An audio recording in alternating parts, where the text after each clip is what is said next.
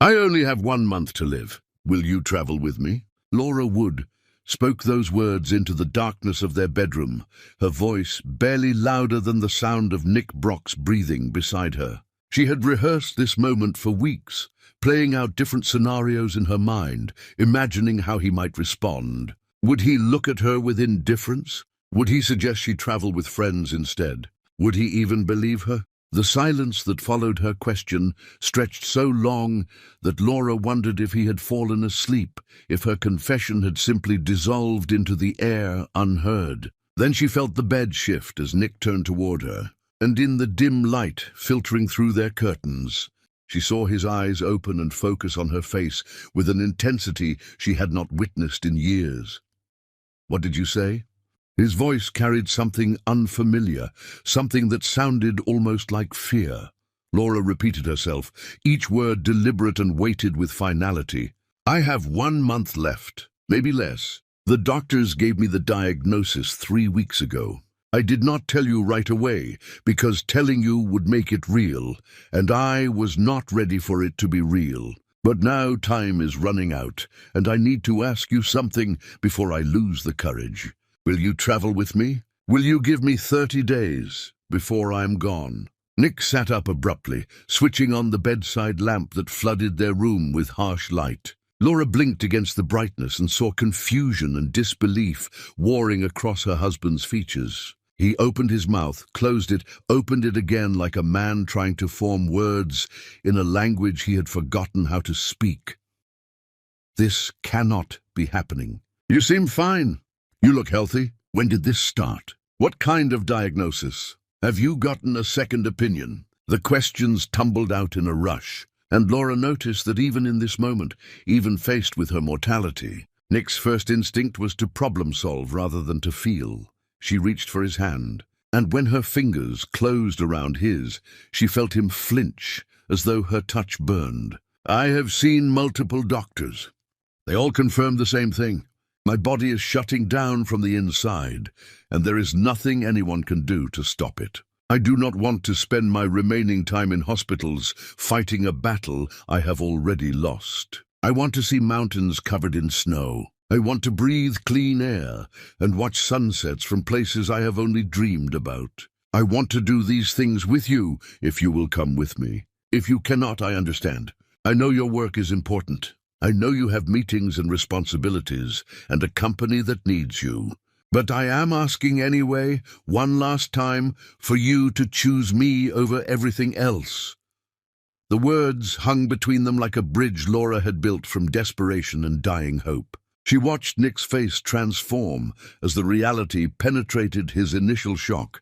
His eyes, which had grown distant and cold over their years of marriage, suddenly looked wet and raw and human. He pulled her into his arms with a force that surprised her, holding her against his chest so tightly she could feel his heart hammering beneath his skin.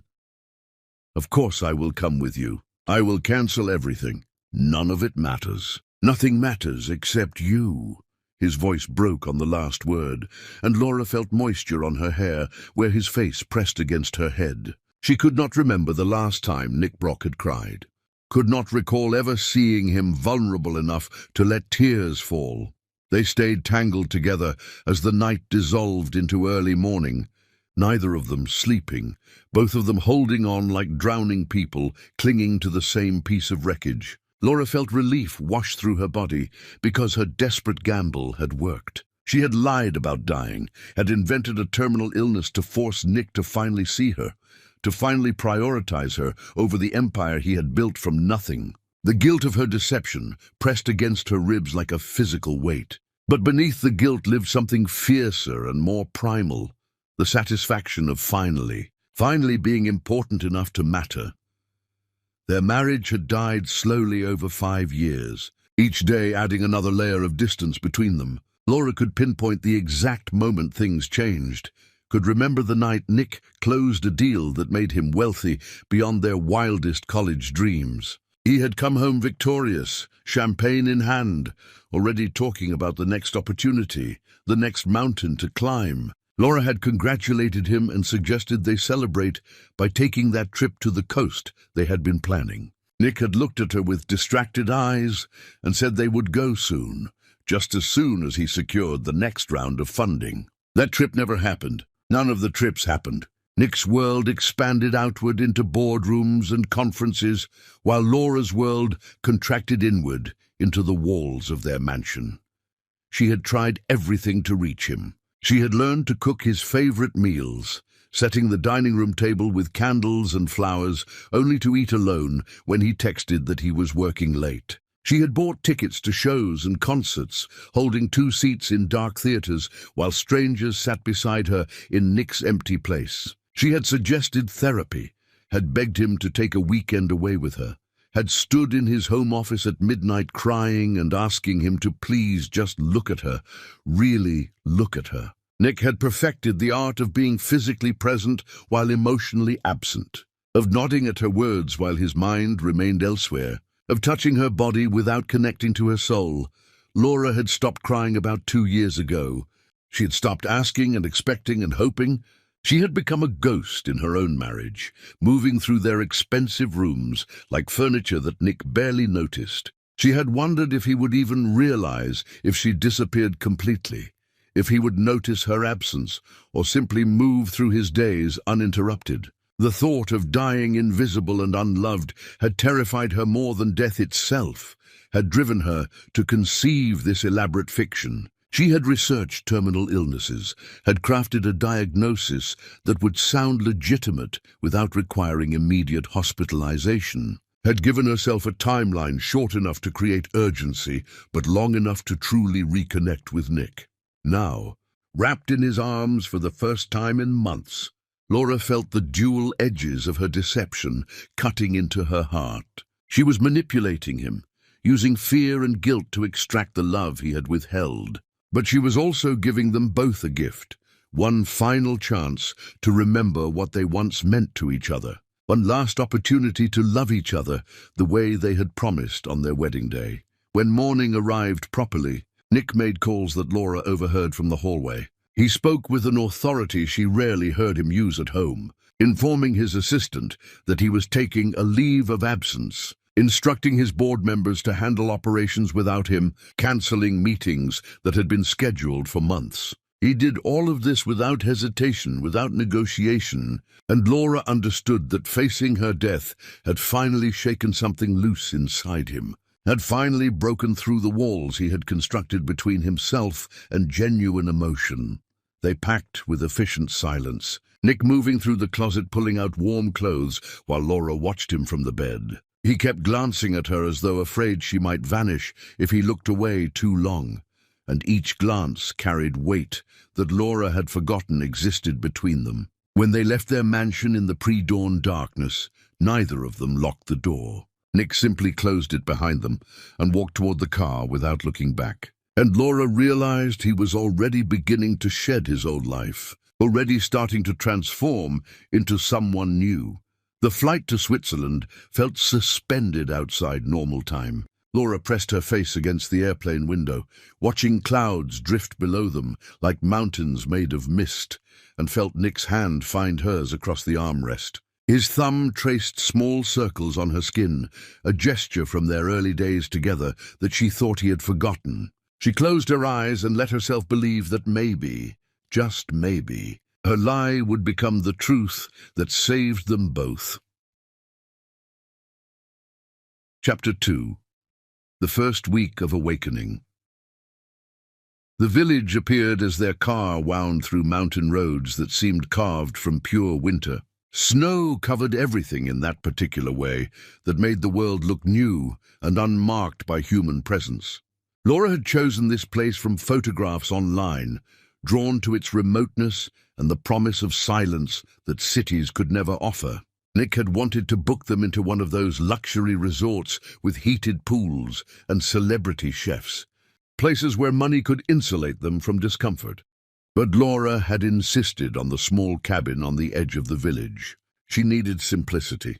She needed to strip away everything artificial so that what remained between them would be either genuine connection or honest emptiness. Their first morning together arrived with light so golden it looked borrowed from a painting. Laura woke before Nick and slipped out of bed, wrapping herself in his discarded sweater because it smelled like him, and because the cabin held the kind of cold that made you want to burrow into warmth. She stood on the small balcony and watched the sun transform the snow from blue-white to pink to gold, watching the mountains emerge from shadow into definition. The air hurt her lungs in the best way, sharp and clean, and so different from the filtered atmosphere of their mansion back home. She felt rather than heard Nick join her. He moved behind her and wrapped his arms around her waist, pulling her back against his chest, and they stood like that without speaking while the world woke up around them. Laura felt his chin rest on top of her head and realized she could not remember the last time they had stood together in comfortable silence.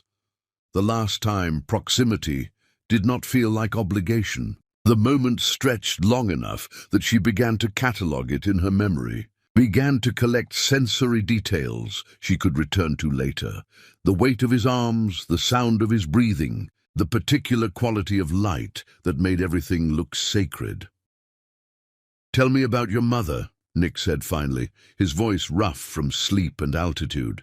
The request startled Laura because Nick knew about her mother, had met her several times before she died, had attended the funeral, and stood beside Laura during the burial. But she understood what he was really asking. He wanted to know the stories he had never bothered to learn, wanted to fill in the gaps his inattention had created. Laura talked while they remained wrapped together against the cold. She told him about her mother's paintings, watercolors of impossible flowers that bloomed in combinations nature never created. She described how her mother would lose herself for hours in creation, humming old gospel songs under her breath while her brush moved across paper. Laura spoke about the day her mother died, suddenly from a heart attack that gave no warning. How 16-year-old Laura had come home from school to find her mother on the kitchen floor still holding a paintbrush, a half-finished flower drying on the table beside her. She told Nick about inheriting her mother's paint set, about carrying those brushes through college and into their marriage, about how the creative impulse inside her had slowly suffocated under the weight of being the perfect wife to an ambitious man.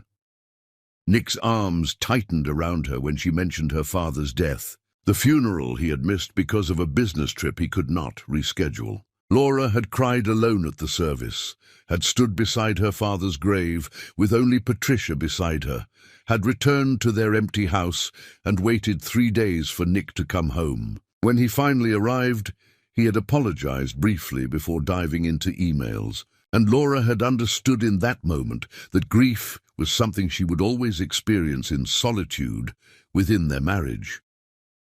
"I should have been there," Nick said into her hair, and Laura heard genuine regret threading through his words. "I convinced myself the business trip mattered more, that your father would understand, that I could make it up to you later. But there is no making up for absence. There is no retroactive presence. I failed you when you needed me most, and I cannot take that back no matter how much I wish I could." Laura turned in his arms to face him and saw tears tracking down his face unchecked. She reached up to wipe them away with her thumbs and felt her own eyes burning in response. "We cannot undo what has already happened. All we have is right now, this moment, these weeks. Let us not waste them mourning the past when we could be building something new in the present." They went into the village later that morning, walking close together through streets that looked pulled from a storybook. Old buildings leaned against each other like elderly friends sharing secrets. Smoke rose from chimneys into air so clear it seemed crystallized. Children played in the snow with that particular abandon that comes from being young enough to believe winter is magic rather than inconvenience. Laura watched everything with hungry eyes, trying to absorb details faster than they appeared, trying to store memories for a future she was not certain she would have. Nick bought her coffee from a small shop where the owner spoke limited English, but made up for it with warmth and gestures. They sat at a table by the window, their hands wrapped around hot cups, their knees touching beneath the table. Laura told him about her childhood dreams of becoming an artist, About the scholarship she had turned down to follow him when his career took him across the country. About the gradual process of convincing herself that supporting his ambitions was more important than pursuing her own. "You gave up everything for me," Nick said, and it was statement rather than question. "You made yourself smaller so I could expand. You erased your own dreams so mine could take up all the space between us. And I took your sacrifices as my due, as something owed to me, because I was the one earning money and building empires. I treated you like infrastructure rather than like the woman I loved." Laura did not disagree because his assessment was accurate. She had made those choices willingly at first, believing partnership meant supporting each other through different seasons. But seasons had turned into years, and Nick's success had become a permanent condition that required her permanent subordination. She had forgotten herself so thoroughly that she barely recognized her own reflection, saw only the expensive clothes and perfect hair and empty eyes of a woman who had learned to be decorative rather than dimensional. The next day, Nick dragged her to an art supply store tucked down an alley she would never have found alone. The shop smelled like linseed oil and possibility, crammed floor to ceiling, with paints and brushes and canvases in every size. Nick moved through the narrow aisles, pulling down items, while Laura followed in stunned silence. He bought her professional-grade watercolors, brushes made from animal hair she could not pronounce, thick paper that would not buckle under moisture, sketchbooks with creamy pages, pencils in every hardness, and a wooden easel that the shopkeeper promised to deliver to their cabin. "You are buying too much," Laura protested weakly, but Nick shook his head with fierce determination. "I am buying you back the thing I stole. I'm giving you permission to create again, to make messes and mistakes and beautiful things that exist only because you imagine them. Consider it restitution, though no amount of supplies could ever actually repay what I took from you."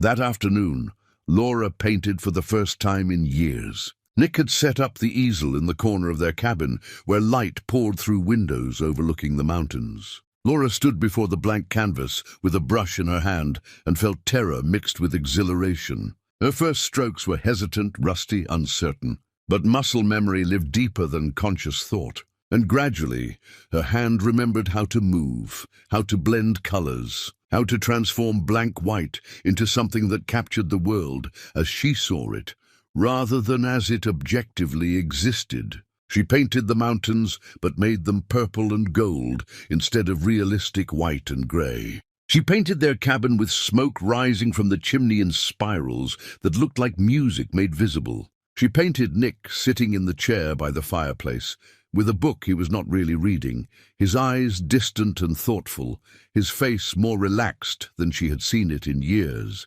When she finally stepped back from the canvas hours later, her back aching and her fingers cramped, she felt more alive than she had felt since her wedding day.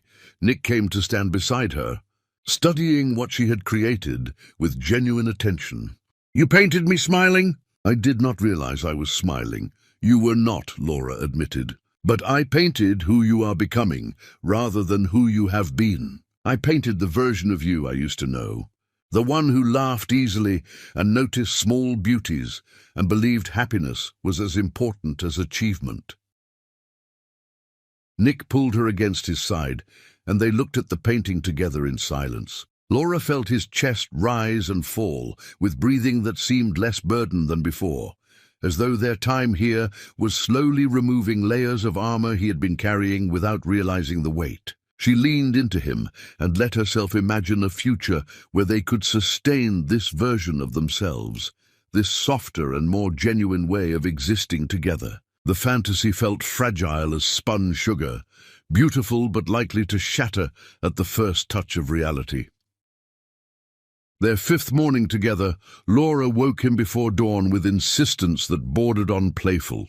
She bundled them both into layers of warm clothes and pulled him outside while stars still pierced the fading darkness. They walked to the edge of the village where civilization ended and wilderness began, where the only sounds were wind moving through pine trees and their own breathing visible in cold air. Laura positioned them facing east, and they waited in companionable silence while the sky shifted through shades of purple and pink before the sun finally broke above the mountains. "You used to do this for me when we were dating," Laura said softly. "You would wake me up to watch sunrise and say that every day with me was worth celebrating from the very first moment. You said that sleeping through dawn was like throwing away the best part of being alive. I waited 5 years for you to remember that version of yourself, for you to remember that time could be spent instead of just managed. Now here we are, watching the world wake up together, and I feel like I'm meeting you again for the first time." Nick turned to her with such intensity that Laura felt pinned beneath the weight of his gaze. "I forgot how to be human somewhere along the way. I forgot that meaning comes from moments rather than milestones. I forgot that you were the reason I wanted success in the first place, that all of it was supposed to be for us, not instead of us. Standing here with you now, watching your face in this light, I cannot comprehend how I convinced myself that anything else mattered more than this." He kissed her then, and the kiss tasted like cold air and salt from tears Laura did not realize were falling. She kissed him back with desperation and relief, and the particular grief that comes from knowing something beautiful is temporary, that even perfect moments must eventually end. When they finally pulled apart, both of them were crying openly, their tears freezing on their cheeks in the frigid air. The first week dissolved into a rhythm that felt both foreign and deeply familiar. They woke together and fell asleep tangled in each other. They cooked simple meals in the cabin's tiny kitchen, laughing at their own incompetence and eating burned offerings with genuine enjoyment. They walked for miles through snow-covered landscapes, their conversations ranging from profound to absurd, reconnecting to the ease they had shared before ambition poisoned their intimacy. Nick read books he bought from the village bookstore, while Laura painted, and occasionally he would read passages aloud that struck him as important, and Laura would stop painting to discuss philosophy or poetry or whatever had captured his attention. By the end of their first week, they were no longer strangers inhabiting the same space. They had become something fragile and new, two people learning to love each other intentionally rather than accidentally, discovering that marriage required attention and effort, and the willingness to show up even when showing up meant vulnerability. Laura knew the foundation they were building rested on the lie of her invented illness, knew that truth would eventually demand accounting. But she pushed those thoughts away and let herself live inside the beautiful fiction they were creating together, collecting moments like treasures against the coming devastation. Chapter 3. The second week of confession. The second week arrived with weather that matched the emotional landscape Laura had been avoiding. Clouds gathered over the mountains, like thoughts too heavy to remain suspended in air, and the temperature dropped until even their heated cabin felt besieged by cold, pressing against the windows. Nick suggested they stay inside, where warmth and comfort could insulate them from the harshness beyond their walls, but Laura refused. She needed to walk, needed movement and biting air to give her courage for the confession she had been postponing since their arrival. They dressed in layers and ventured out into morning that felt more like twilight. The sun, hidden behind cloud cover so thick it turned the world grey and muted. Laura led them away from the village along a path she had discovered during one of her solo walks, a trail that wound through forest before opening onto a frozen lake that looked like a mirror, abandoned by some giant and left to gather frost. They walked in silence, their breath creating small clouds that dissipated almost before forming, and Laura felt the weight of unspoken truth growing heavier with each step.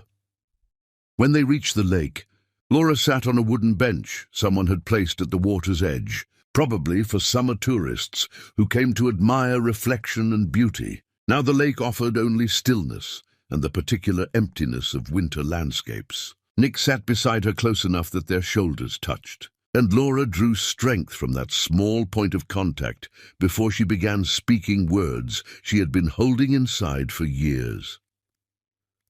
"I need to tell you about the babies we lost," Laura said, and she felt Nick go rigid beside her. "I need you to know what happened when you were not there, what I survived alone, while you were building your empire in cities whose names I cannot even remember now." She told him about the first miscarriage that happened barely a year into their marriage. Laura had just discovered she was pregnant and had planned an elaborate surprise for Nick, buying tiny shoes and wrapping them in a box she intended to give him at dinner. But her body had rejected the pregnancy before she could reveal the secret, cramping and bleeding, starting in the middle of an ordinary afternoon while she stood in their kitchen trying to decide what to cook. She had called Nick in panic and pain, her voice breaking as she tried to explain what was happening, and he had promised to catch the first flight home. But his assistant had convinced him the meeting he was attending could not be rescheduled, that millions of dollars hinged on his presence, that Laura would be fine until he returned. So Laura had driven herself to the hospital, had sat alone in sterile waiting rooms while doctors confirmed what her body already knew. She had returned to their empty house and cleaned up the evidence of their lost child, disposing of tiny shoes that would never be worn. And when Nick finally came home 2 days later, full of apologies and exhaustion, Laura had simply nodded and said she understood. The second miscarriage came during their 3rd year together, and this time Laura had not called Nick at all.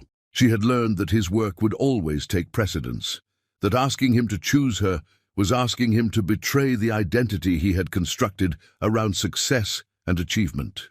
She had bled and grieved alone in their master bathroom, holding her own hand because no one else was there to hold it for her. And when Nick returned from whatever trip had seemed so important, Laura told him matter-of-factly that they had lost another baby. He had held her and said he was sorry, but his sorrow felt abstract and distant. Sympathy for suffering he did not truly comprehend because he had not witnessed it. The third loss happened so early that Laura was not certain it qualified as miscarriage or simply her period arriving late and heavy. But she had felt life beginning inside her, had recognized the particular way her body changed when creating something new. And when that potential life dissolved before it could take shape, Laura mourned it as completely as she had mourned the others.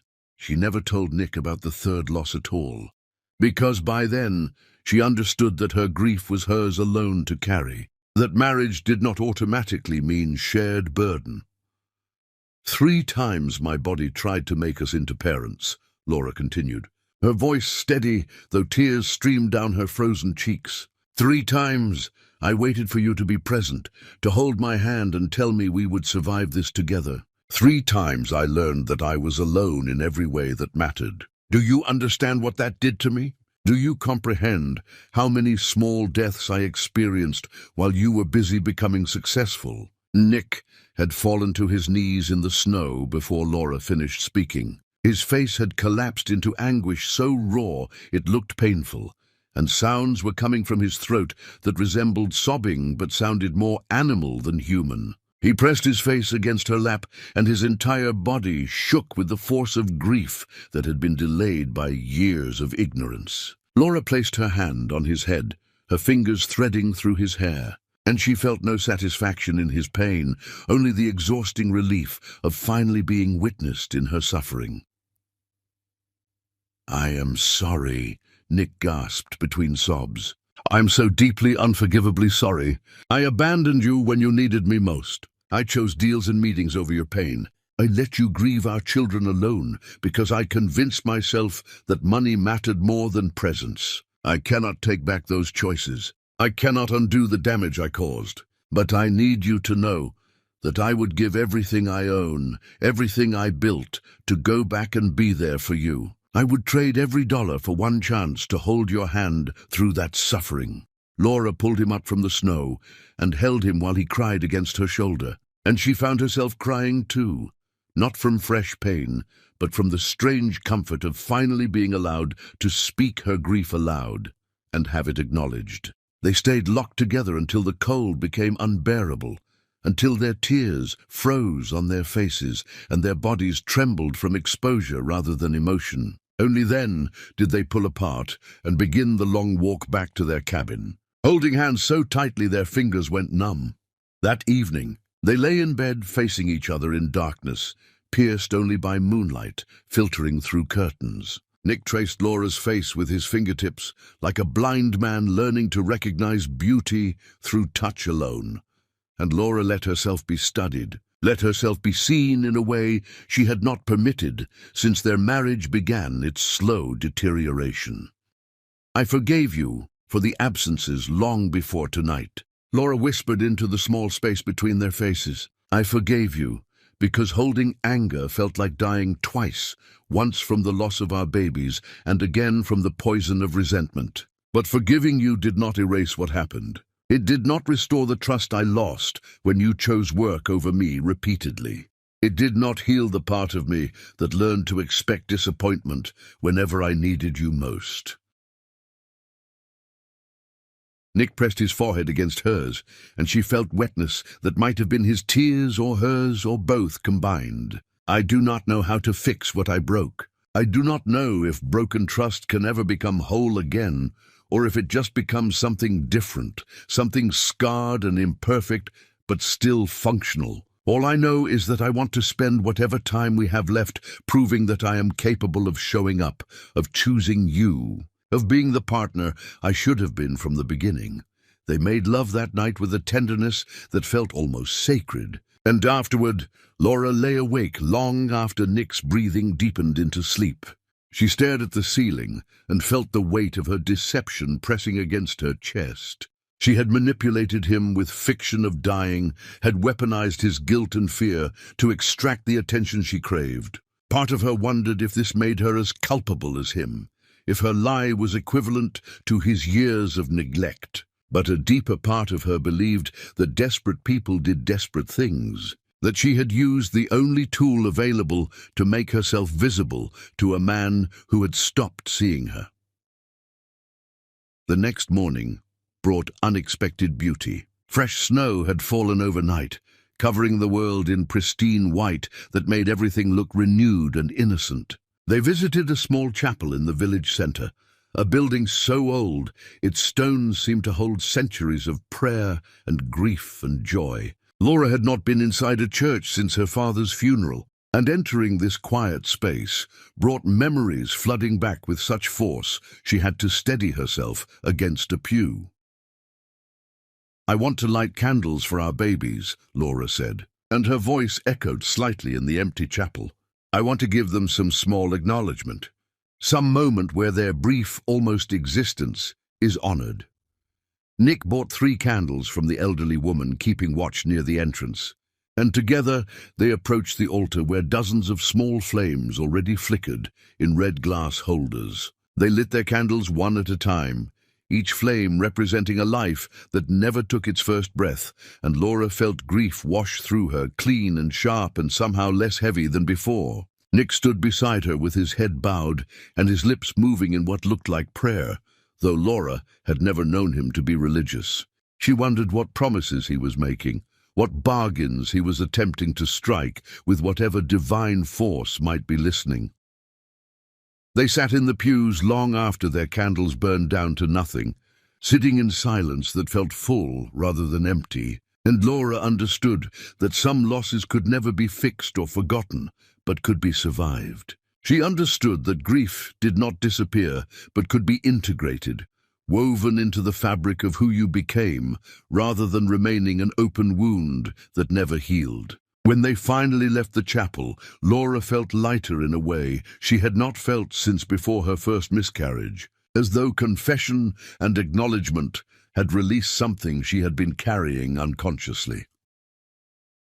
That afternoon, Nick surprised her by taking her to a small theater tucked into a side street she would never have discovered alone. He had asked around the village until someone mentioned that a traveling classical ensemble was performing, and he had secured tickets without telling Laura, wanting to give her the gift of unexpected beauty. They sat in a theatre that held perhaps 50 people, the intimate space making the music feel immediate and vital. When the cellist began to play, Laura felt something crack open inside her chest.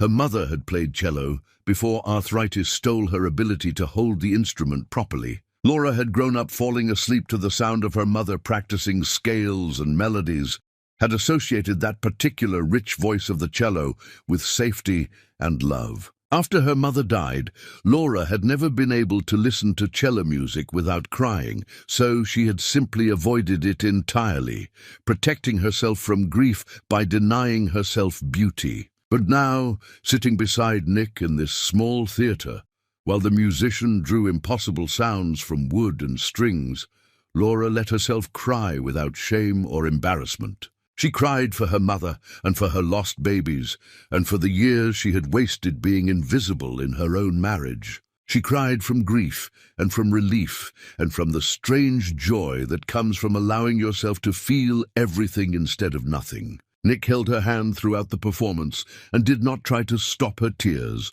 or ask if she was all right. He simply bore witness to her grief, offered his presence without trying to fix or minimize what she was experiencing, and Laura understood that this was what love actually meant. Not grand gestures or expensive gifts, but the willingness to sit beside someone in their pain and not look away, not make it about yourself, not try to rush them toward healing before they were ready.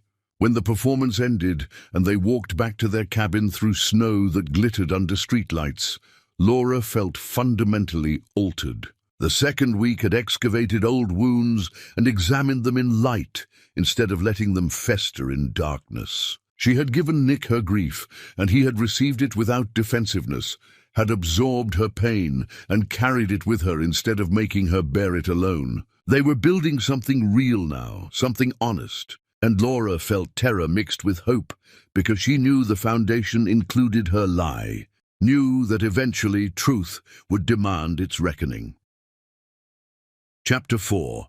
The third and fourth weeks of falling again.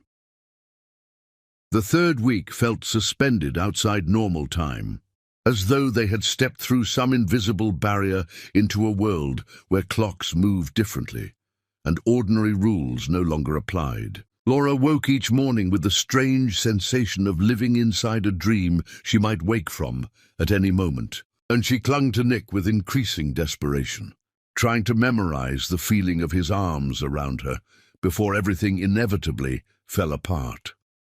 They traveled to different villages scattered throughout the region, taking trains that wound through mountain passes so beautiful they made Laura's chest ache. She photographed everything obsessively with an old camera she found in a flea market, wanting physical proof that these days existed, that this version of them was real and not just fantasy constructed from loneliness and lies. Nick appeared in most of her photographs, often unaware she was capturing him, his face more open and peaceful than she had seen it since their college days. He looked younger somehow, as though shedding his identity as a ruthless businessman had reversed the aging process, had restored something essential that success had slowly eroded.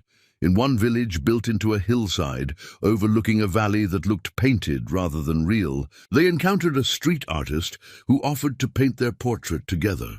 Laura wanted to refuse, feeling that preserving this moment might somehow curse it, but Nick agreed before she could protest. They sat close on a stone wall while the artist studied them, with eyes that seemed to see past surface into something deeper. His hands moved quickly across canvas, mixing colors and applying paint with confidence that came from years of practice.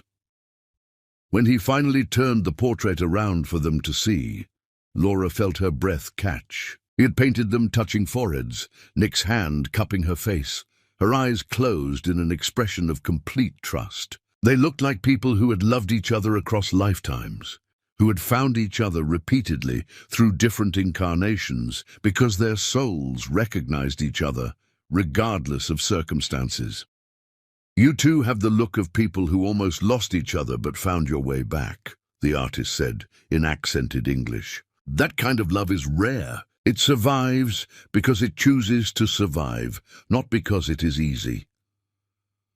Laura bought the portrait and carried it carefully back to their cabin, treating it like the most precious possession she owned. She propped it against the wall where she could see it from their bed, and that night she stared at the painting while Nick slept beside her, wondering how something built on deception could feel so true.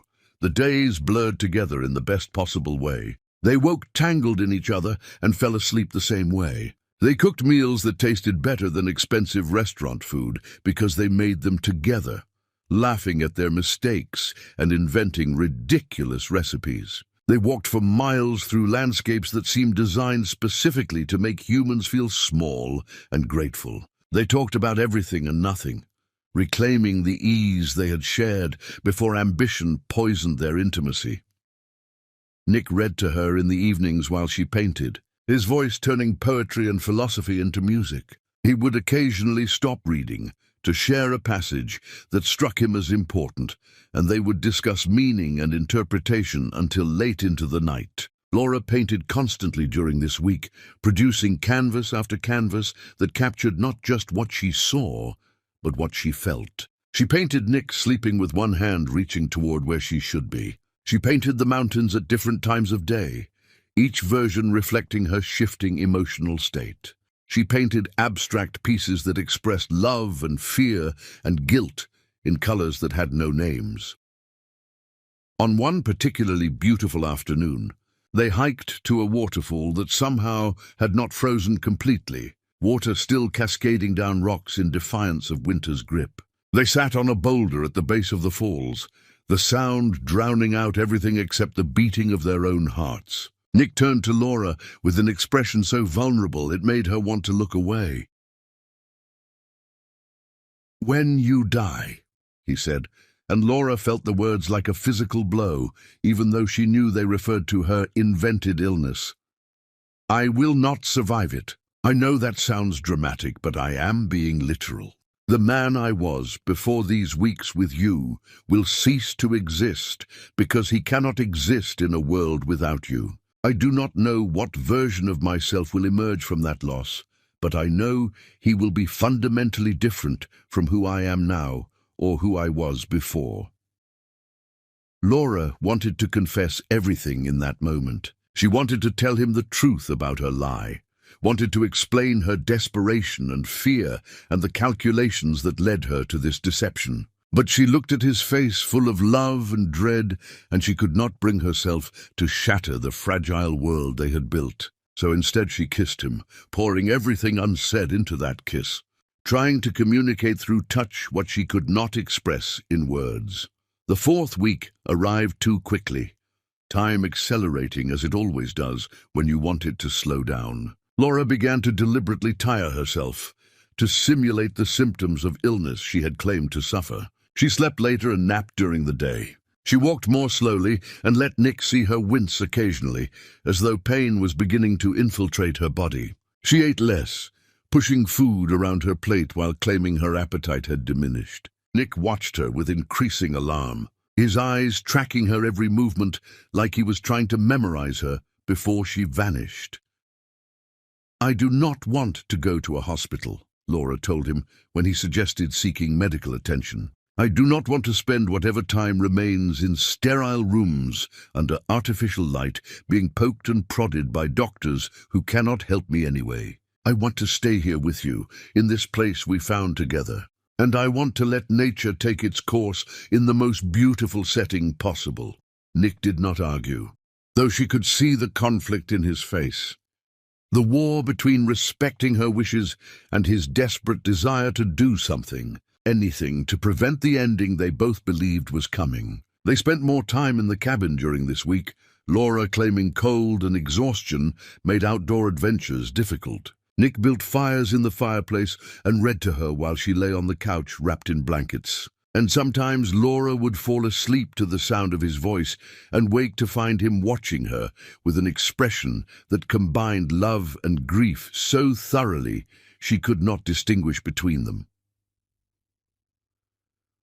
One evening, they made promises to each other that felt more binding than their wedding vows had been. They returned to the frozen lake where Laura had confessed about the miscarriages, and they stood at the water's edge while the sun set behind mountains, painting the sky in shades of orange and purple that looked almost artificial in their intensity. "I promise to never forget that you came back to me when it mattered most," Laura said, her voice carrying across the frozen expanse. "I promise to remember these weeks as the best of my life, as proof that love can be reclaimed even after it seems lost beyond recovery. I promise to forgive you completely for every absence, every neglected moment, every time you chose work over me, because these 30 days have given me more genuine connection than many people experience in entire lifetimes." Nick took her hands in his, and she could feel him trembling, though she was not certain if it came from cold or emotion. "I promise that even after you are gone, I will live differently. I will love better. I will honor your memory by becoming the man you always believed I could be, even when I did not believe it myself. I promise to carry you with me in every decision, to ask myself if what I am doing would make you proud, to never again forget that how we love matters more than what we achieve." They sealed their promises with a kiss that tasted like goodbye, and Laura felt her deception weighing on her soul like stones in her pockets. She was giving him beautiful lies wrapped in genuine emotion, and she did not know if that made her cruel or kind or simply human. They walked back to the cabin holding each other up, and that night they made love with desperate intensity, as though they could somehow merge their bodies completely and become one entity that death could not separate. The final days of their 30 days together passed in a haze of emotion that left Laura feeling wrung out and raw. She increased her simulation of illness, spending most of one day in bed while Nick sat beside her reading aloud from books she was not really hearing. She let him see her cry from what he believed was pain, but was actually guilt so intense it felt like physical suffering. She watched him care for her with such tenderness and devotion, and she understood that she had accomplished exactly what she set out to do. She had made herself visible to him again. She had reminded him how to love her. But the cost of that accomplishment was a lie so enormous that its eventual revelation might destroy everything they had rebuilt.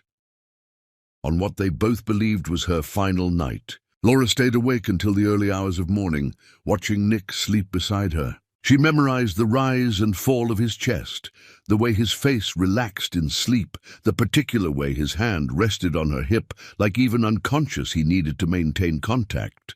She had written 2 letters, one that she would leave for him to find when he woke, one that she had given to Patricia with instructions to deliver it weeks later when Laura's money ran out and she could no longer hide. The first letter maintained the fiction of her dying, gave him closure and permission to move on. The second letter confessed everything and begged for understanding she was not certain she deserved. When dawn began to lighten the sky outside their window, Laura carefully extracted herself from Nick's arms. She had already packed her few belongings the night before, had arranged for a car to meet her at the edge of the village. She moved through the cabin like a ghost, gathering the last items she needed, and then she stood beside their bed, looking down at Nick's sleeping face. She wanted to touch him one more time, wanted to kiss him goodbye, but she knew that any contact might wake him and ruin the clean departure she had planned. So instead, she placed the letter on the pillow where her head should have been, and she whispered words he could not hear. "I love you more than truth. I love you more than honesty. I love you enough to lie if lying means you see me again. I'm sorry for what I have done. I am sorry for what I am about to do. But I cannot let you watch me pretend to die, cannot let the fiction continue until you realize it is fiction. I'm giving us both the ending we need, even if it destroys us in the process."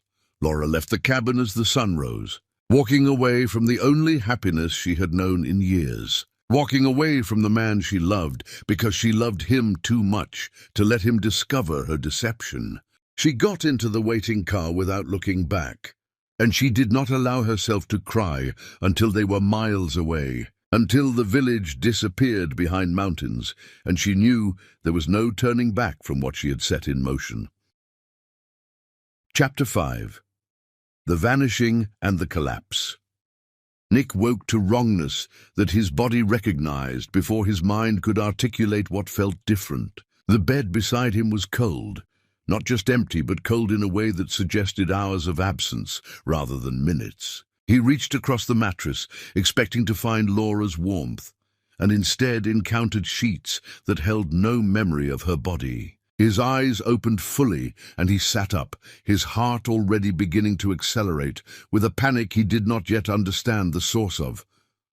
"Laura?" His voice sounded too loud in the empty cabin, bouncing off walls and returning to him unanswered. He called her name again, louder this time, with more urgency. Silence replied. Nick threw off the covers and moved through the cabin with increasing franticness, checking the bathroom where her toothbrush was gone, opening the closet where her clothes had vanished, searching the small kitchen where no note explained her absence. Everything belonging to Laura had been systematically removed, as though she had never existed here at all.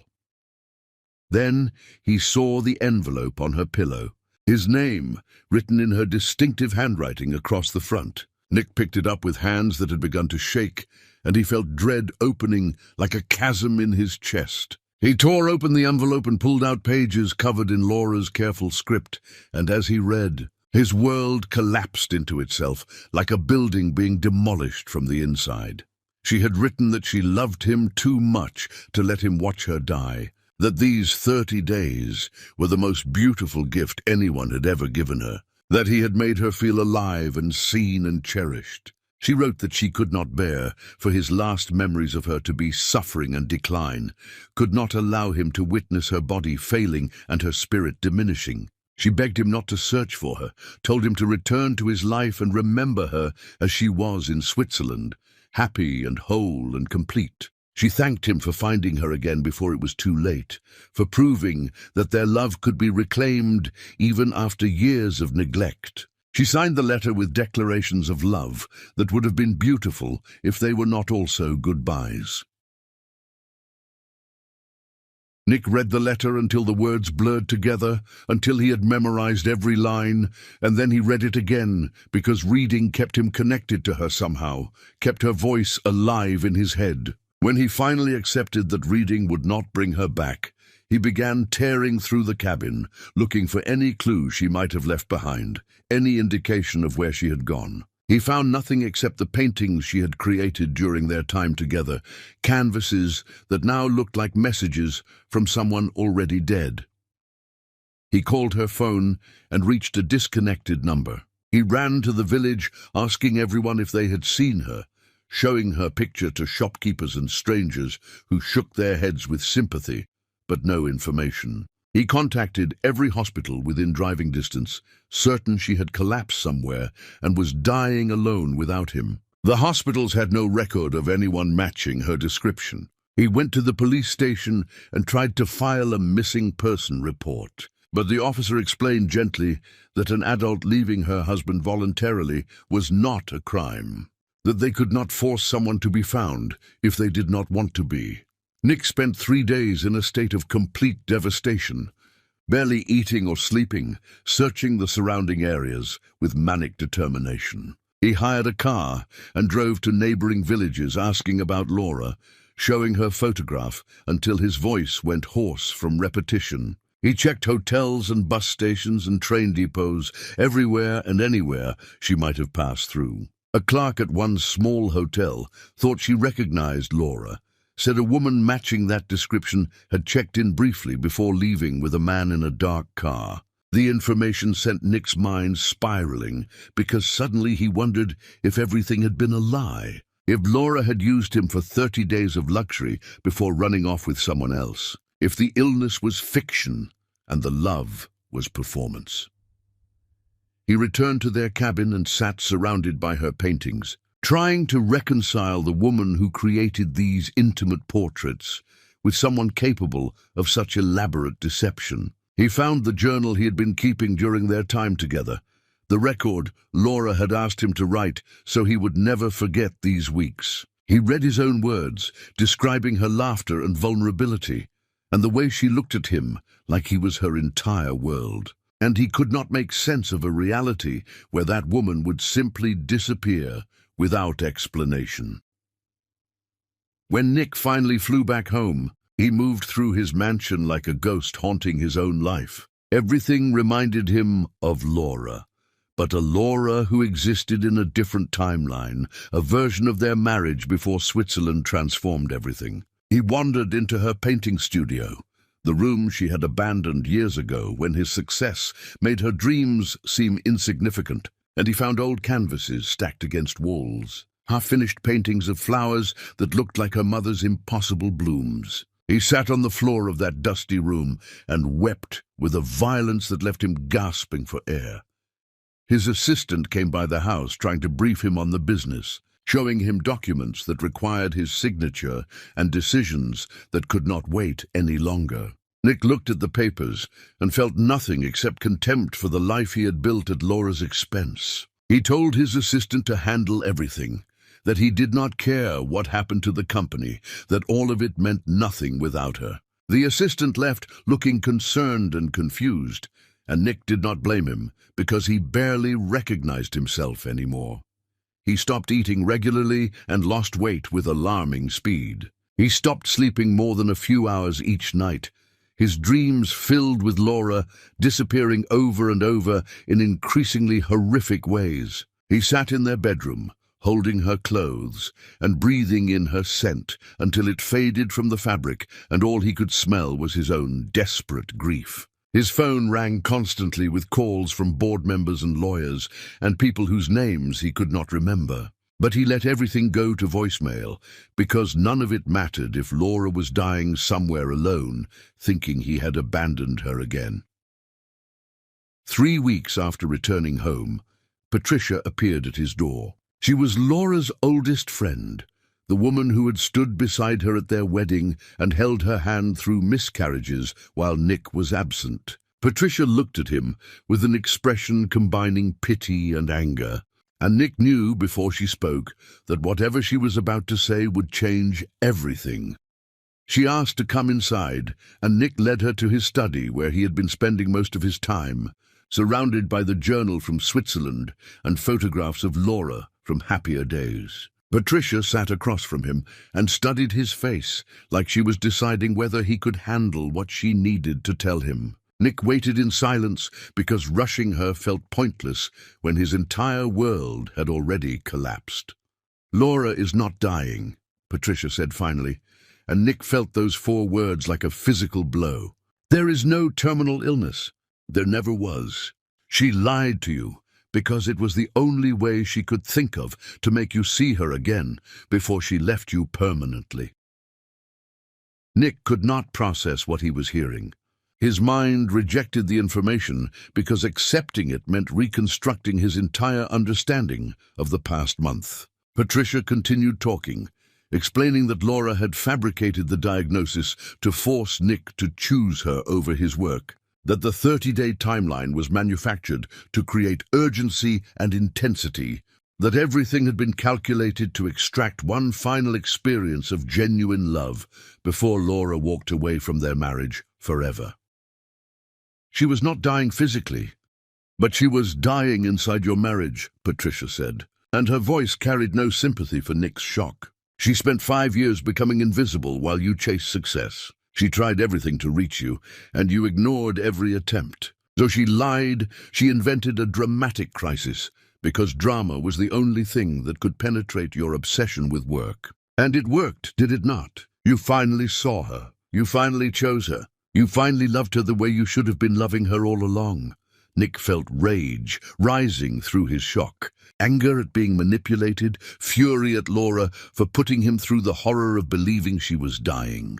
But underneath the anger lived something more complicated, a recognition that her deception was born from desperation, that she had weaponized his guilt because guilt was the only tool she had left. "Where is she?"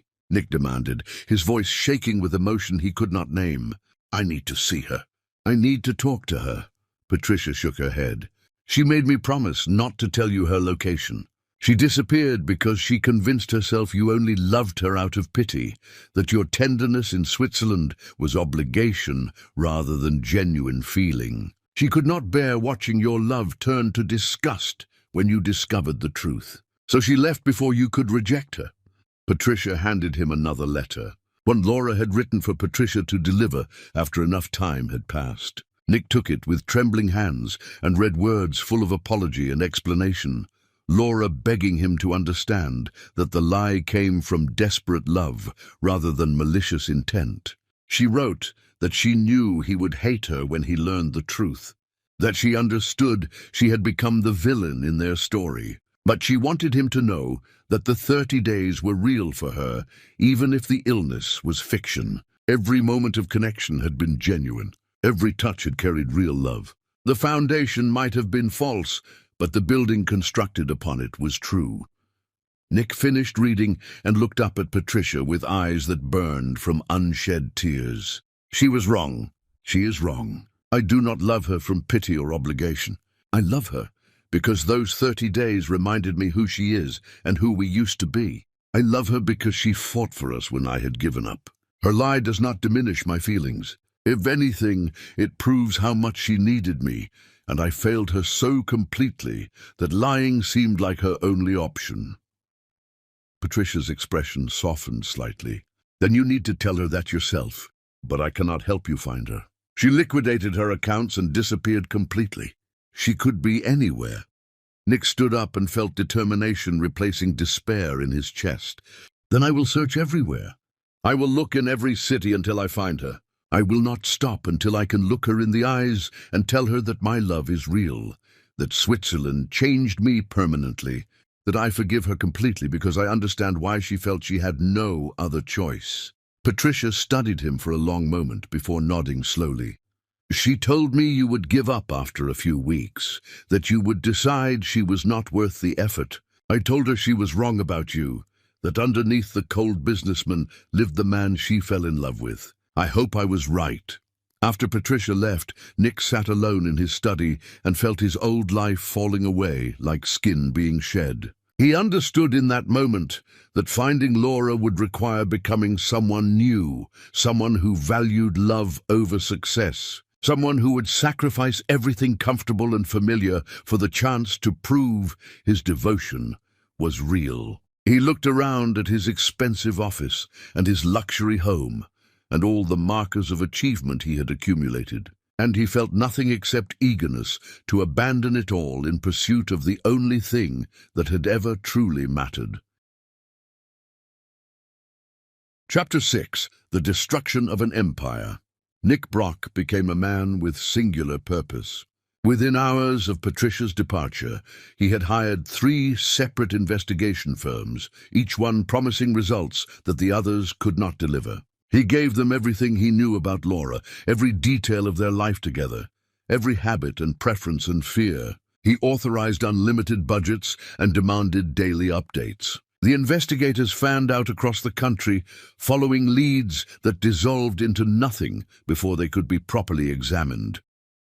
The first firm reported back within days. They had traced Laura's movements to a bus station, where she purchased a ticket heading west, but the trail ended there in a tangle of cash transactions that left no digital footprint. The second firm found a woman matching Laura's description, working temporarily at a diner 3 states away. But when Nick flew there himself, the woman turned out to be a stranger who happened to share similar features. The third firm admitted after 2 weeks that Laura had covered her tracks with unexpected sophistication, that she had clearly planned her disappearance with care and intelligence.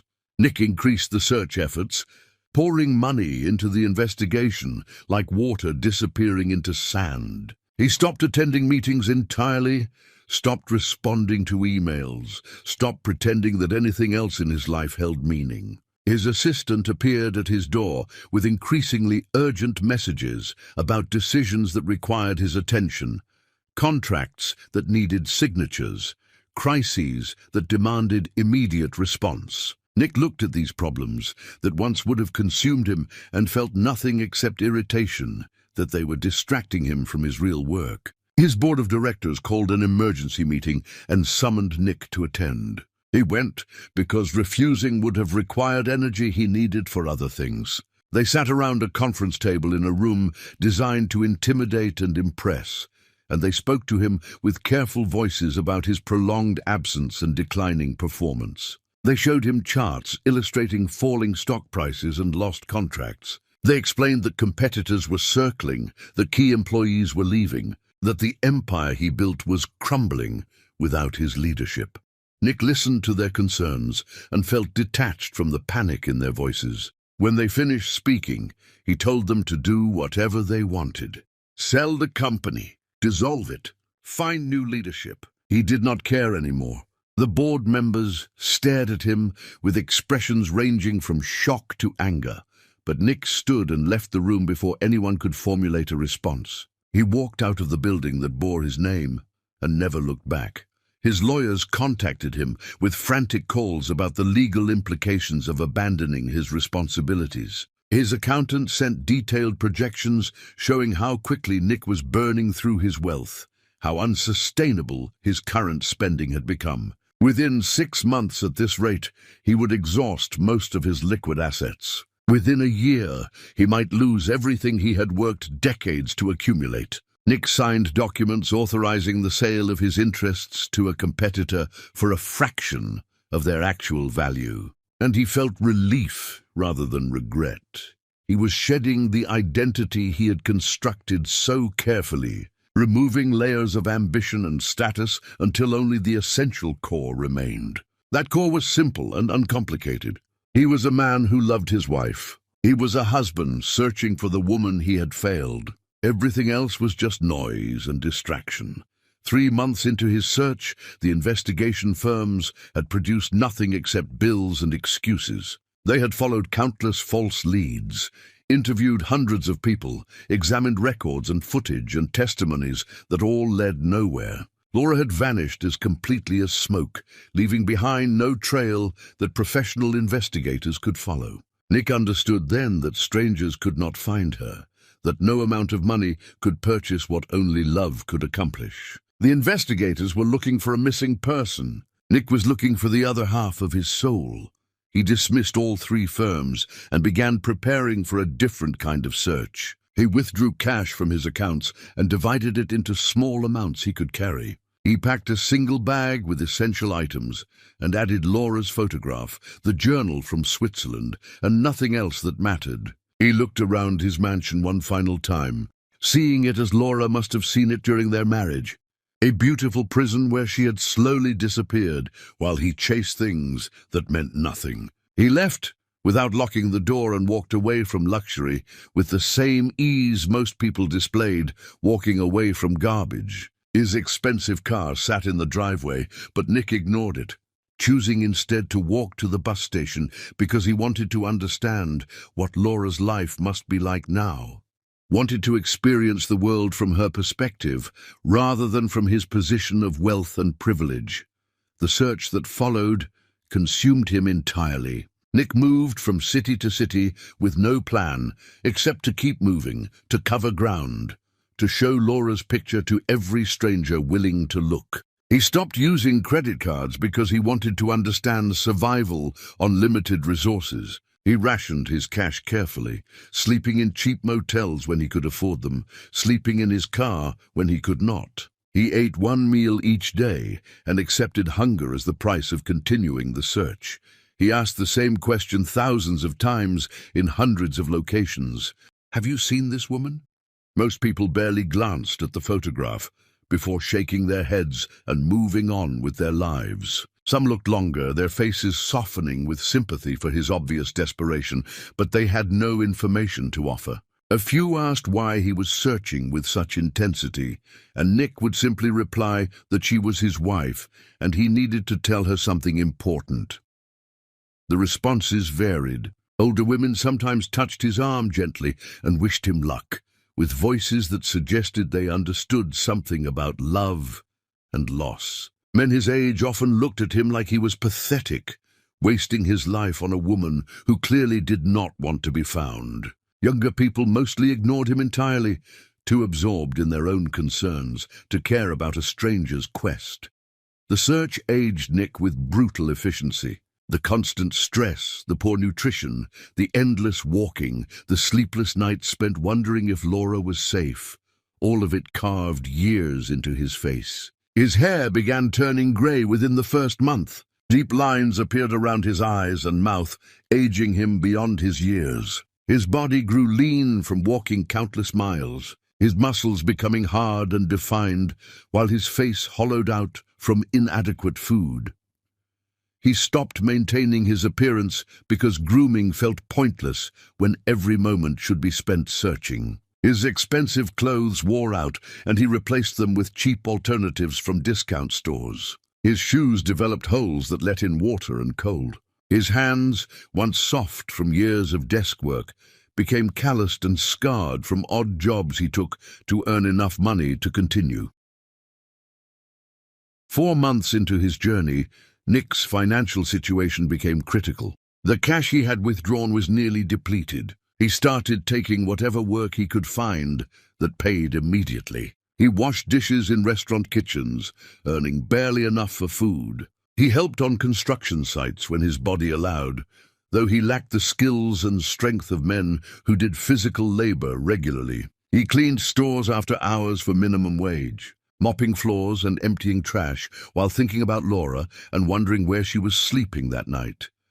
His transformation was so complete that he no longer recognized himself in mirrors. The billionaire entrepreneur had disappeared entirely, replaced by someone who looked homeless and desperate. But Nick did not mourn his lost identity. He felt more authentic now than he had felt in years, more connected to what actually mattered. He was no longer performing success for an audience that did not care. He was simply being honest about his priorities. And that honesty looked like a man willing to sacrifice everything comfortable for the chance to tell his wife that he loved her.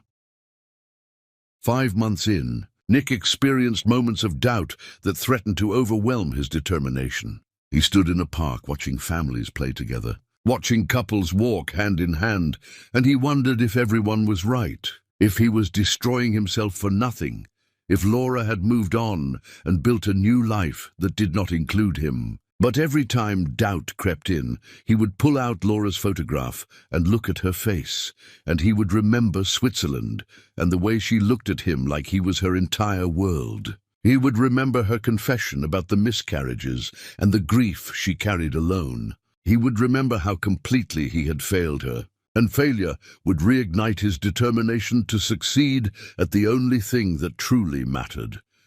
He continued moving forward because stopping meant giving up, and giving up meant accepting a future without Laura, which was not a future worth having. He walked until his feet bled. He searched until his voice grew hoarse. He showed her picture until the photograph itself began to deteriorate from constant handling. And through it all, he held on to one truth that kept him moving when everything else told him to quit. Laura was out there somewhere. She was alive. And eventually, if he searched long enough and refused to surrender, he would find her. Chapter 7. The Degradation and Mockery. 6 months into his search, Nick Brock had become unrecognizable even to himself. The man who once commanded boardrooms and closed deals worth millions now looked like someone who'd been living rough for years. His transformation from wealth to poverty was so complete that former colleagues would have walked past him without a second glance, mistaking him for just another homeless person struggling through existence. His clothes hung loose on a frame that had lost significant weight. His face had hollowed until his cheekbones cast shadows, his eyes sunken deep into skull. His hair had gone almost completely grey and hung long past his collar because haircuts cost money better spent on food or bus fare. His hands were rough and scarred, permanently dirty under the nails from work and sleeping in places without proper facilities. He walked with a slight limp from an injury sustained on a construction site, an accident that happened when exhaustion made him careless. The world treated him with increasing cruelty as his appearance deteriorated. In the bus station, where he tried to sleep sitting upright on hard plastic chairs. A security guard woke him with a sharp kick to his foot and told him to leave, calling him a vagrant who was making real customers uncomfortable. Nick showed the guard Laura's photograph out of habit, asking if he had seen her, and the guard laughed with genuine amusement. He said that no woman who looked like that would have anything to do with a man who looked like Nick did now. That whatever relationship Nick imagined they had was clearly delusion or fantasy. The comment lodged in Nick's chest like a blade because he feared it might be true. What if he did find Laura and she was horrified by what he had become? What if his appearance disgusted her so thoroughly that she refused to listen to anything he needed to say? He pushed those thoughts away because entertaining them meant surrendering to despair, and despair was a luxury he could not afford. He found work washing dishes at a diner where the pay was terrible, but at least came with one free meal per shift. The cook was a bitter man who enjoyed cruelty in small doses, and he latched onto Nick as a target for his mockery. The cook overheard Nick showing Laura's picture to customers during his break, and he started a rumor among the staff that Nick was a stalker chasing a woman who had escaped an abusive relationship. The other workers began treating Nick with suspicion and hostility, whispering when he entered rooms and falling silent when he approached. Nick tried to explain that Laura was his wife, that he was searching for her because he loved her. But his explanations only seemed to confirm their suspicions. The manager pulled him aside and said the diner could not employ someone who made customers uncomfortable, that several people had complained about the desperate man, showing women's pictures and asking invasive questions. Nick was fired on the spot and left without arguing, because defending himself required energy better spent walking to the next town. The cruelty of strangers became routine. Children were often the worst, their mockery unfiltered by adult restraint. In a shopping area where Nick sat on a bench studying Laura's photograph like he did every day, a group of teenagers noticed him and approached with phones already recording. They asked if he was homeless, if he was crazy, if he was some kind of pervert staring at women's pictures. When Nick quietly explained he was looking for his wife, they erupted in laughter so loud that other shoppers stopped to watch the spectacle. One teenager grabbed the photograph from Nick's hands and held it up, comparing Nick's haggard appearance to the beautiful woman in the image. He asked with theatrical disbelief how someone who looked like a diseased beggar ever convinced someone like her to marry him. The others laughed and encouraged more mockery, and the teenager threw the photograph back at Nick like it was contaminated by his touch. They walked away, still laughing, their voices echoing through the space, and several onlookers shook their heads at Nick like he was something pathetic and shameful. Nick picked up the photograph with shaking hands. The teenagers had creased it badly, and he spent several minutes carefully smoothing out the damage, treating the image with reverence because it was the only tangible connection to Laura he still possessed. He pressed the photograph against his chest and allowed himself one moment of complete despair, one moment where he acknowledged that this search might never end, that he might die on these streets, having failed. The moment passed. He stood up and continued walking because giving up was not an option his heart would permit. In a small town, Nick encountered an old man who actually stopped to study Laura's photograph carefully. Hope surged through Nick until the old man looked up with pity, saturating his expression. The old man told a story about his own wife who had left him decades ago, how he spent 10 years searching before finally accepting she was gone forever. He said Nick looked like a ghost of a man, that the search was killing him slowly, that some people were meant to slip through your fingers no matter how tightly you tried to hold on. The old man walked away shaking his head, and Nick stood frozen on that street corner, feeling the weight of those words. But he rejected the old man's conclusion because Laura was not lost forever. She was just hidden, and finding her was only a matter of time and persistence, and refusing to accept defeat.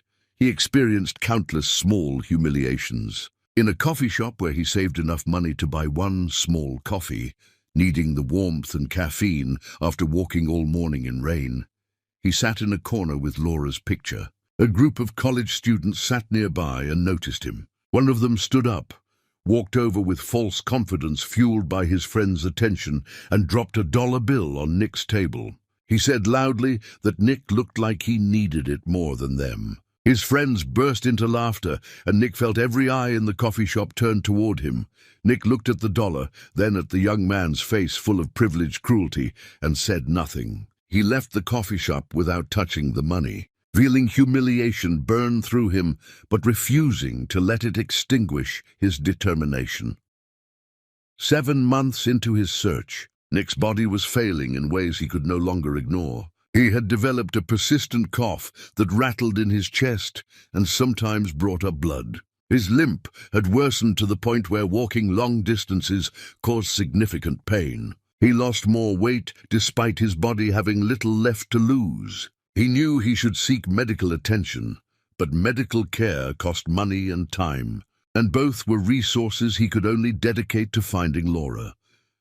People increasingly treated him as mentally ill rather than simply desperate. A social worker approached him in a park where he sat studying Laura's photograph and offered services for homeless individuals. She asked his name, and when he said Nick Brock, she wrote it down without any recognition, without realizing she was talking to someone who once appeared in business magazines and news programs. She offered him a bed at a shelter, and Nick declined. She pressed, saying that he looked seriously ill, that life on the streets would kill him if he did not accept help. Nick showed her Laura's picture and tried to explain, but he saw her expression shift to the particular wariness people develop around those they consider dangerously delusional.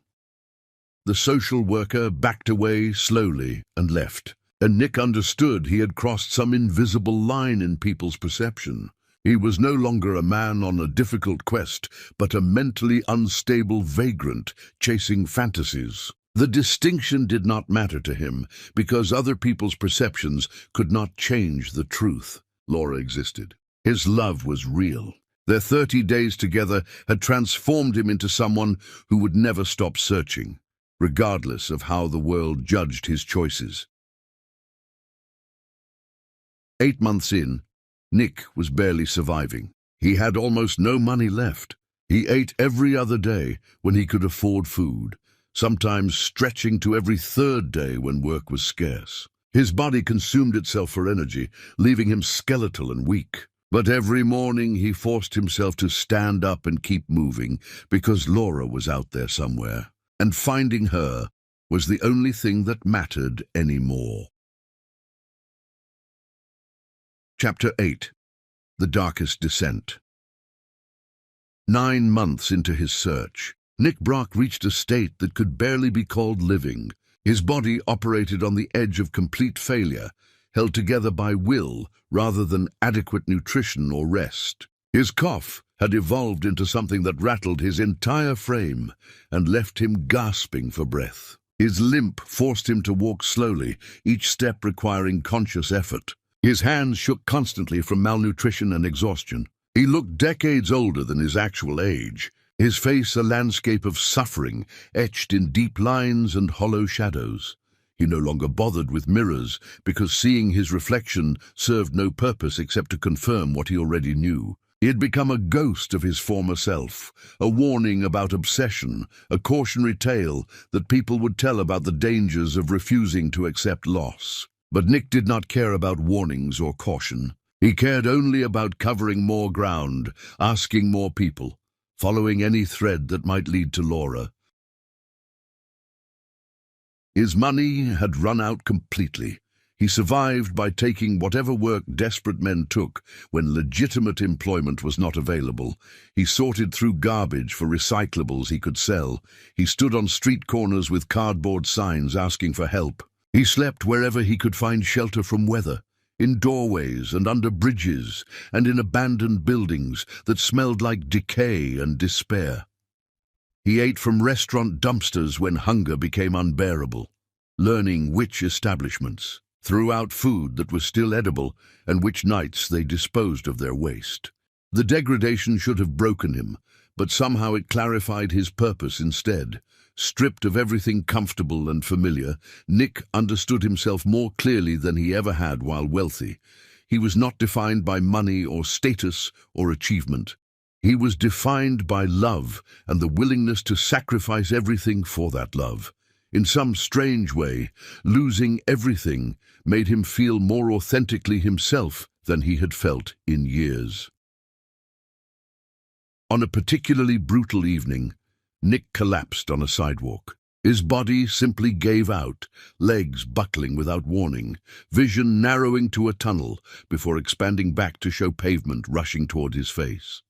He lay there unable to move, while people stepped around him like he was a piece of litter someone should have removed. Eventually, a woman with kind eyes crouched beside him and asked if he needed help. Nick tried to speak but could only manage a whisper. She gave him water from her own bottle and offered to call an ambulance. Nick refused with what little strength he possessed. Hospitals meant questions and identification and time wasted when he should be searching.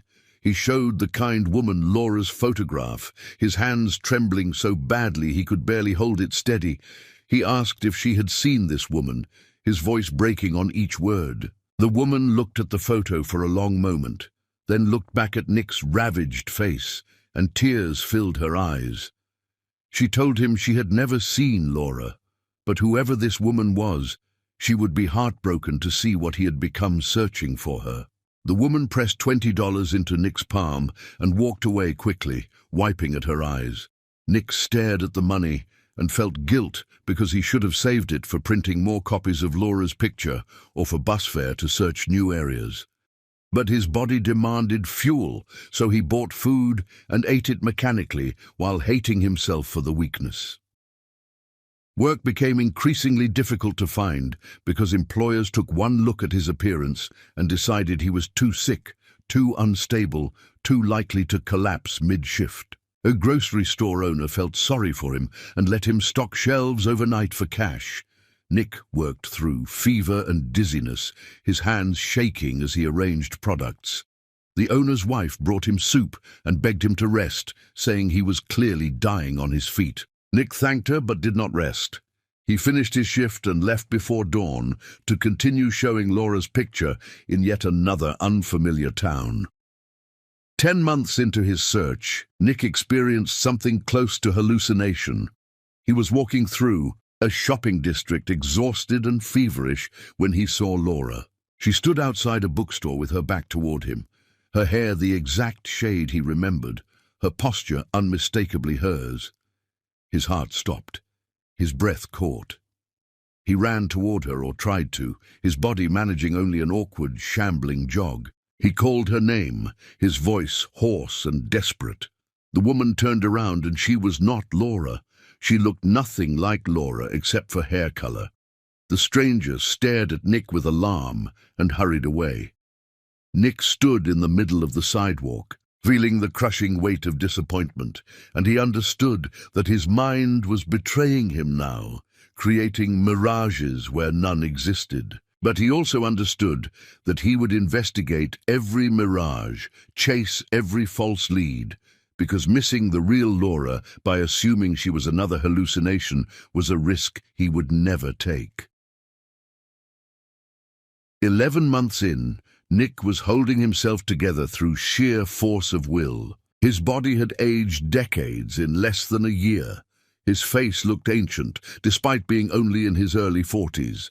His hands shook constantly. His cough produced blood regularly.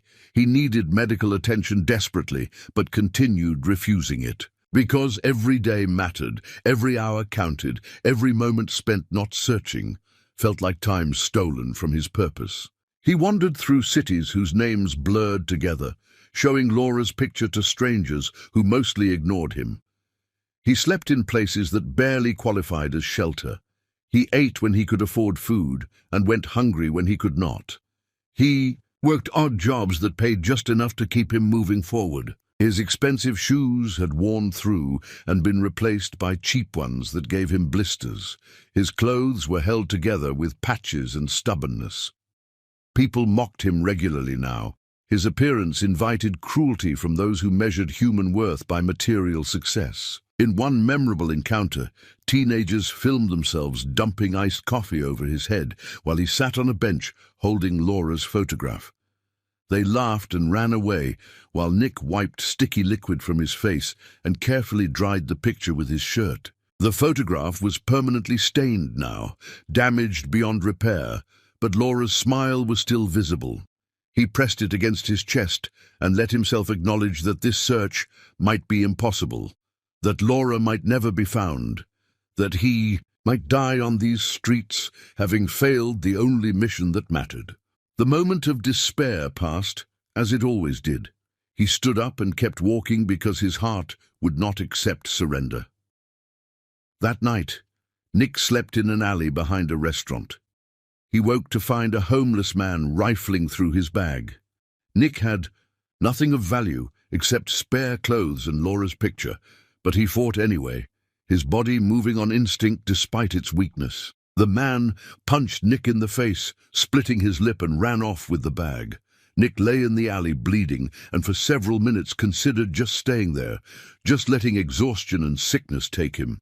Then he remembered the thief had taken Laura's picture. Pure rage gave him strength. He forced himself up and searched through dark streets, asking other homeless people if they had seen the thief.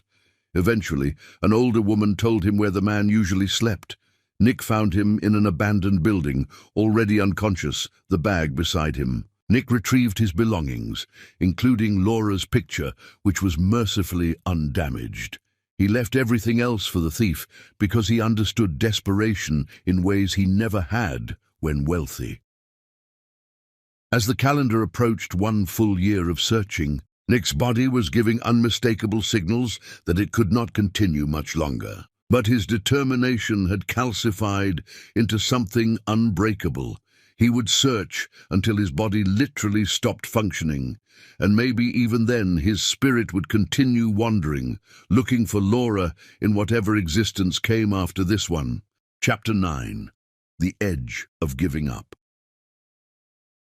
12 months after Laura disappeared, Nick Brock existed somewhere between living and dying, his body held together by nothing except the fire burning in his chest that refused to be extinguished.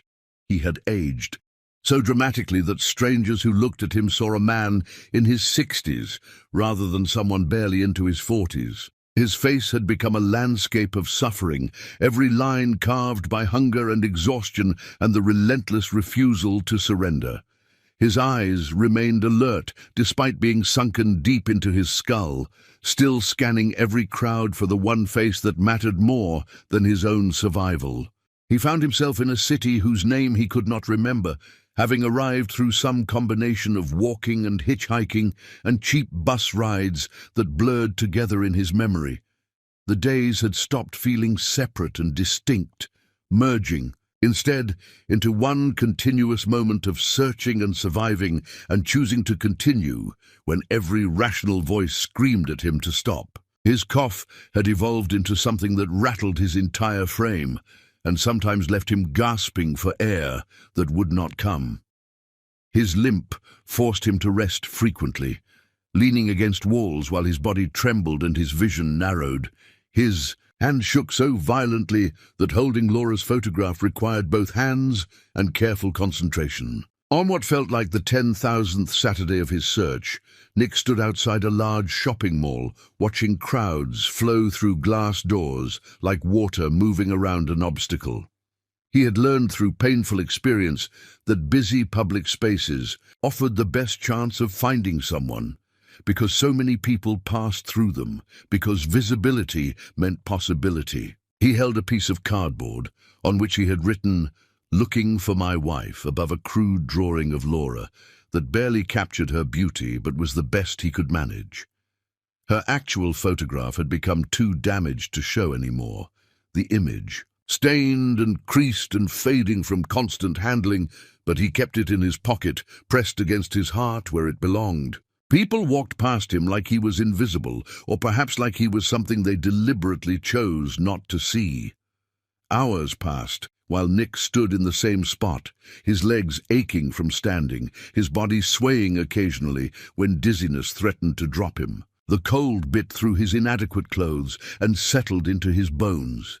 His stomach cramped from hunger he had learned to ignore. His throat hurt from the cough that never fully left. Everything hurt, actually. Existing hurt. Breathing hurt. But giving up would hurt worse, so he stayed. A security guard approached him in the early afternoon and told him to move along, that he was making customers uncomfortable, that the mall had policies against panhandling. Nick tried to explain that he was not asking for money, just looking for his wife, but the guard did not care about distinctions. He threatened to call the police if Nick did not leave immediately. Nick moved to the edge of the property line, just far enough to avoid arrest, but close enough to still watch the entrance, and he resumed his vigil. More hours passed. The winter sun began its descent toward the horizon, painting the sky in shades that reminded Nick of Switzerland and Laura's paintings and everything beautiful he had lost. His body was giving him increasingly urgent signals that it could not continue much longer. His vision kept blurring. His legs felt like they might buckle without warning. His chest hurt with each breath. He knew somewhere beneath the determination that his body was failing, that he was possibly dying, that this search had extracted a price his physical form could no longer pay. He looked down at his cardboard sign and his crude drawing of Laura and felt despair threatening to overwhelm him for the first time in months. What if everyone was right? What if this search was impossible? What if Laura had left the country or changed her identity so completely that recognition was beyond possibility? What if he died on this street corner, having searched everywhere except the one place she actually was? The questions circled in his mind like vultures waiting for him to fall. Nick lowered his sign and leaned against the cold brick wall of the mall, his body grateful for the support. He closed his eyes and let himself imagine giving up. He pictured walking away from this corner, finding a shelter that would take him in, accepting that some people were meant to slip through your fingers no matter how desperately you tried to hold on. He imagined calling Patricia and admitting defeat. He imagined learning to live with the hole in his chest where Laura used to be. The fantasy lasted less than a minute before he rejected it completely. He opened his eyes and looked at the photograph he had pulled from his pocket without conscious thought. Laura smiled back at him from the damaged image, and Nick remembered Switzerland and the way she had looked at him, like he was her entire world. He remembered her confession about the miscarriages and the grief she carried alone, because he was too absent to share her burden. He remembered the 30 days that had reminded him what love actually meant, what marriage should have been, what he had thrown away in pursuit of things that meant nothing. He could not give up. Giving up meant betraying her twice, first by abandoning her during their marriage, and again by abandoning the search when it became difficult. Giving up meant accepting that comfort and survival mattered more than love and devotion. Giving up meant admitting that everyone was right when they said he should stop, that his search was madness, that Laura did not want to be found. And Nick knew in the deepest part of himself that they were wrong. Laura had not disappeared because she stopped loving him. She disappeared because she loved him too much, because she thought his love came from pity rather than truth, because she was protecting him from having to reject her. Nick pushed himself away from the wall and felt his body protest every movement. He lifted his cardboard sign again, even though his arms shook from the effort. He resumed his position watching the mall entrance, even though standing felt like torture. He chose to continue because continuing was the only choice that honored what Laura meant to him, the only choice that proved his love was as real as he claimed. The sun continued its descent, and the sky darkened toward evening. The crowds thinned as people headed home to families and warm houses, and lives that did not involve standing in the cold, searching for someone who might not exist in this city at all. Nick's body reached a state beyond exhaustion, beyond pain, beyond anything he had previously experienced. He was operating on will alone, his physical form simply obeying because his spirit refused to release it. He was preparing to move to a different location, thinking maybe he should try the other entrance or perhaps walk to a different area entirely, when something happened that he could not explain rationally. A feeling washed over him that had no logical source, a whisper in his mind that carried absolute certainty despite having no evidence to support it. The whisper said one word that changed everything. Wait. Nick froze with his foot raised mid-step. The whisper came again, stronger this time, more insistent. Stay, wait, just a little longer. He had no reason to obey the whisper. He had no reason to believe this location was special, or that this moment mattered more than any of the thousands of other moments he had spent searching. But something beyond reason, something that lived deeper than logic or evidence, told him that if he left now, he would regret it for whatever remained of his life. So he stayed. He lowered his foot back to the ground and resumed his position. His body swayed from exhaustion, but he locked his knees and refused to fall. His vision blurred, but he blinked it clear and kept watching. His hands shook, but he held the cardboard sign steady. He stayed because the whisper asked him to stay. Because intuition sometimes knows things that rational mind cannot explain. Because he had come too far and sacrificed too much to leave before the story finished itself. The sky continued darkening. Lights came on in the parking lot and inside the mall. The last shoppers trickled out carrying bags and chatting about ordinary things. Nick stood like a statue, like a monument to stubborn devotion, like a man who had become his purpose so completely that nothing else existed except the search. And then, in the last light of a day that felt like every other day, in a moment that seemed no different from thousands of other moments, Nick saw movement near the mall entrance that made his heart stop beating. A woman walked toward the doors with her head down, her hair different but her walk unmistakable. And Nick's soul recognized her before his mind could fully process what his eyes were showing him. Laura Wood was 20 feet away from him, alive, real, there. Chapter 10. The finding every cell in Nick's body recognized her simultaneously. 12 months of searching, 12 months of degradation and transformation and refusing to surrender, all compressed into a single moment when everything made sense, when the universe aligned, when the purpose that had consumed him became the miracle he had stopped believing in, but never stopped searching for. His voice left him completely for one eternal second. Then it returned with force that came from the deepest part of his being, from the place that held every moment of missing her, every hour of searching, every day of choosing to continue when everyone said to stop. Laura. The name emerged as a whisper. Laura, louder now. Laura! A shout that carried everything he had been holding for 12 months. She turned toward the sound of her name, her face showing confusion that transformed into shock, then into horror, then into something that looked like her heart was breaking in real time.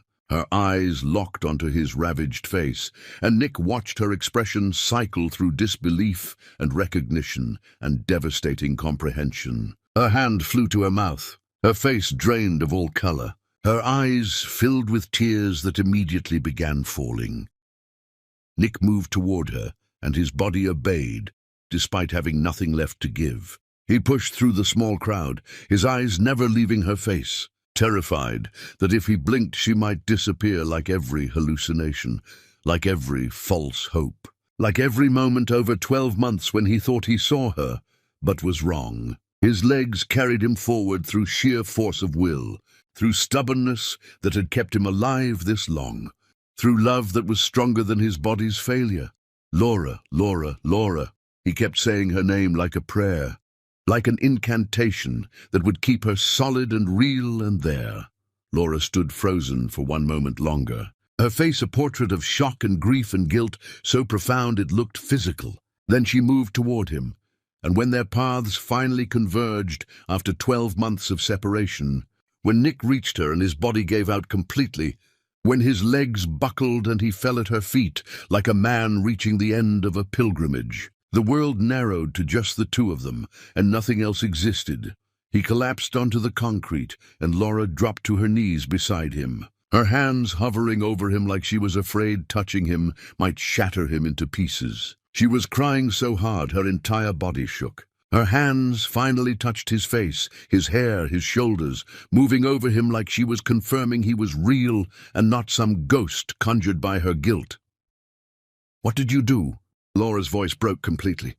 "Oh God, what did you do to yourself? Nick, what have I done to you?" As Nick looked up at her through vision blurred by tears and fever and relief, so overwhelming it felt like dying and being reborn simultaneously. He tried to speak but could only manage broken fragments, his voice barely audible over the sound of his own heart hammering.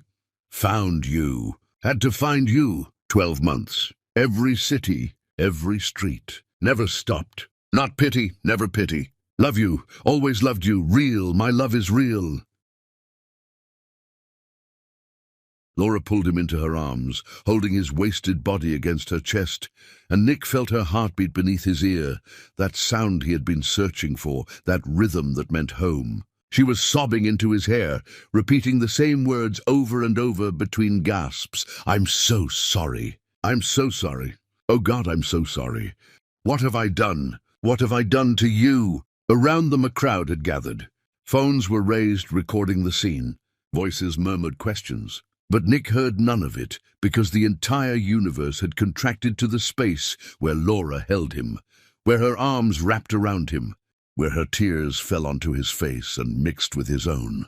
Mall security pushed through the crowd, asking if everything was all right. If they needed help, their voices carrying concern and confusion. Laura looked up at them with an expression so fierce it stopped them mid-sentence. "This is my husband. Call an ambulance right now. Do it now."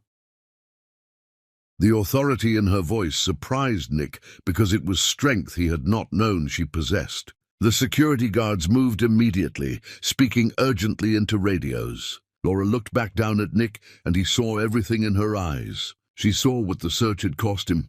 She understood what his appearance meant. She recognized the sacrifice he had made. "You aged 20 years searching for me." Her voice shattered on each word. "You look like you are dying. You destroyed yourself. Why? Why would you do this?" Nick gathered what remained of his strength and spoke with as much clarity as his damaged voice would allow. These were the words he had walked thousands of miles to say, the confession he had starved and suffered to deliver, the truth that mattered more than his own survival. "Because you are everything. You have always been everything. I forgot for 5 years and I am sorry.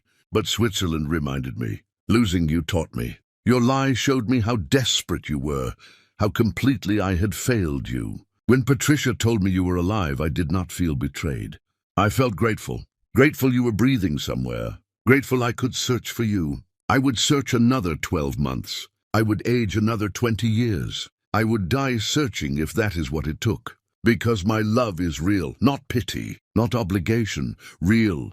You thought I loved you because I thought you were dying, but you were wrong. I love you because you are Laura, because you are mine, because you are the only thing that ever mattered, and I was too blind to see it until I almost lost you forever." Laura was sobbing so hard she could barely breathe. She pulled him closer, holding him like he might disappear if she loosened her grip even slightly. Her voice came out in broken pieces between sobs. "I lied to you about dying. I manipulated you. I thought you would hate me when you learned the truth. I thought your love came from guilt, so I disappeared before you could reject me. I never imagined anyone would sacrifice everything for me.